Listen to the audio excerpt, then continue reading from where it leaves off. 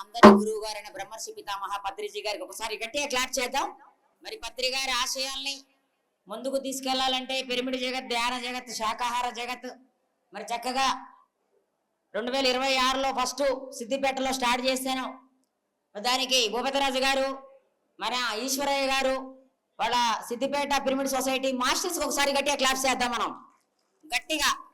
ఇక్కడ వచ్చిన దివ్యాత్మ స్వరూపులందరికీ హృదయపూర్వక ధ్యాన వందనాలు, కృతజ్ఞతలు.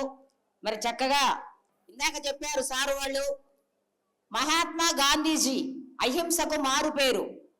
మరి అర్ధ ఆకలితో అర్ధ వస్త్రంతో ఇవాళ మన భారతదేశానికి స్వతంత్రం వచ్చింది అంటే ఆయన బాడీ వికెట్ చేసేటప్పుడు మహాత్మా గాంధీజీ నా పూర్తి కోరిక, నా చివరి కోరిక నెరవేరక ముందే నేను శరీరాన్ని వదిలేస్తున్నాను, కానీ మరి ఈ కోరికను నెరవేర్చడానికి ఏ మహానుభావుడు ఉద్భవిస్తాడో, ఏ స్త్రీ శక్తి ఉద్భవిస్తుందో అని ఆయన భగవంతుని ప్రార్థిస్తూ ప్రాణాలు వదిలిండు.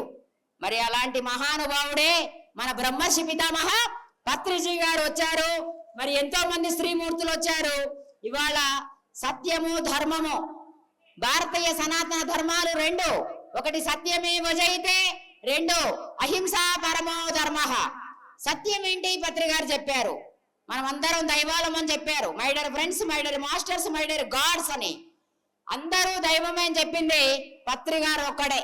నిజంగా కూడా ఏ స్వామీజీ కూడా మనకి చెప్పలేదు.